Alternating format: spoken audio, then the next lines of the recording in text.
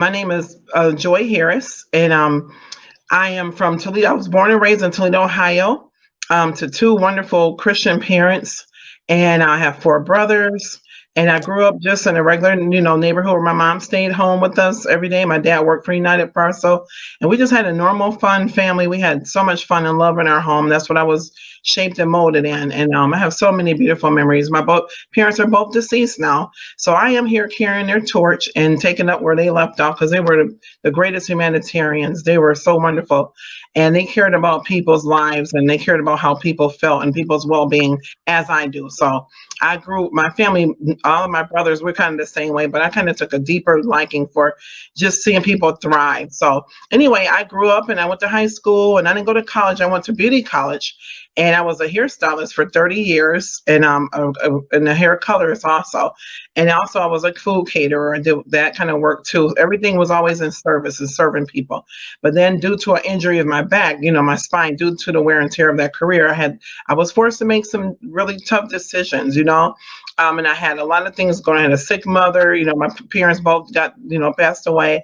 But my mom passed in 2013 and after that, things kind of went a downward spiral for me, health wise, my back and different things. So I just had a lot of things going on. I was going through a divorce. I, had a son to raise. I have a 24-year-old son now. And life just kind of took a turn, as all of our lives do at times. But me being a person that don't like to stay down, I could just come back up fighting and get that much even more stronger. So 2021, I had to make a decision to retire. My doctor made it for me because my back is just not conducive with being the stylist and all that bending and standing. So I had to make that decision. And, I didn't struggle over it because I knew I had a higher calling.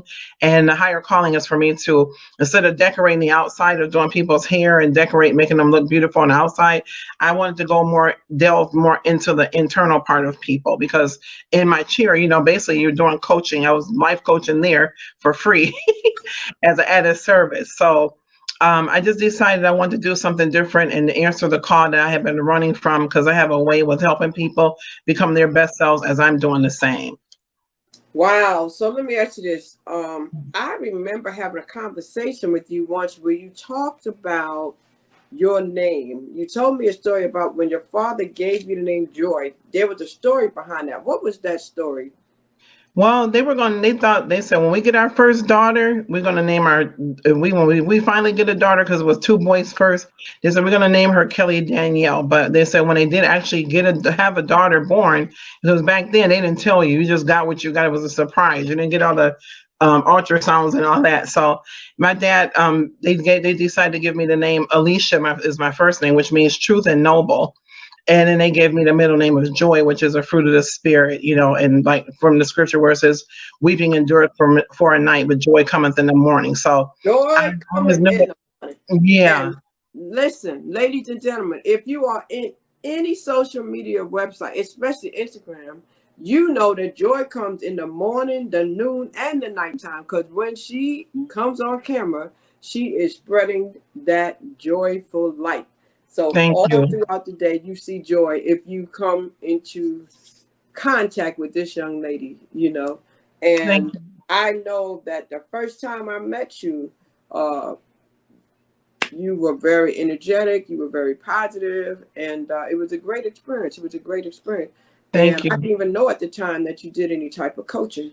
So before we talk about your coaching career, you said something. You said, I help fix up the outside of people. And you're kind of doing the inside. So let's talk about that for a minute. Okay. People with their image, and you also said you were doing free counseling while they were sitting in the chair. All the time. How did all that come about, and did that have anything to do with your decision to become a life coach? You know what? I don't know. Some people didn't even come to me for getting their hair done. They just wanted to come talk to me. It was just something about it. I'm just really easy to talk with. I don't judge people. I'm a good listener. And I didn't think that would transcend into a life coach because I really didn't know enough about it. And I also had the mindset of thinking that to be a life coach or any therapist, that your life had to be perfect and mine wasn't perfect. I was going through so many trials. So I think that's what took me so long to jump off into that. Was like God kept nudging me, like, and I think different. It's been time for me to retire from here, but I was holding on to it because that's all I did. That's what I did. But then it got to where I just couldn't do it anymore, and it kind of forced me to answer that call. But I love how people love how I've helped them problem solve and help them to navigate their way through issues that they haven't. I'm just really good at problem solving, even for Mhm. myself. And it just like all the time they would just come and they would feel so much better, and they would come back and they would just be different. And like, I feel so much better. And I've had, some of my hair clients, their husbands would come and bring me flowers. And I was like, what is this for? They said, you don't know me, but my wife comes to you. And I just want to thank you. You've been really helping our marriage. This is in my hair in a salon. So, because they get the ladies talk to me and I give them pointers. I'm like, your husband, these women that will be in a rut, or, I don't want to do this, or I say, you have to do this. Like I was a therapist, like a natural born therapist for them. And so they would do those things that I, kind of talk to them about. And they would go home and they would see the difference. They would come back and say this much, things are getting better. So I just was like, I want to do that, do something like that on a deeper level like that of, beautifying the inside, because I was hearing a lot of brokenness in my chair. I'm hearing ladies, their self-image, their self-esteem was shot, confidence is shot. And I started feeling like I wasn't authentic. I'm just dressing them up and they look gorgeous, Halle Berry looking and all that. But then they leave out with the same brokenness inside. So that I started not really enjoying what I was doing on top of Right. the wear and tear, because it So, felt like it wasn't authentic sometimes for me.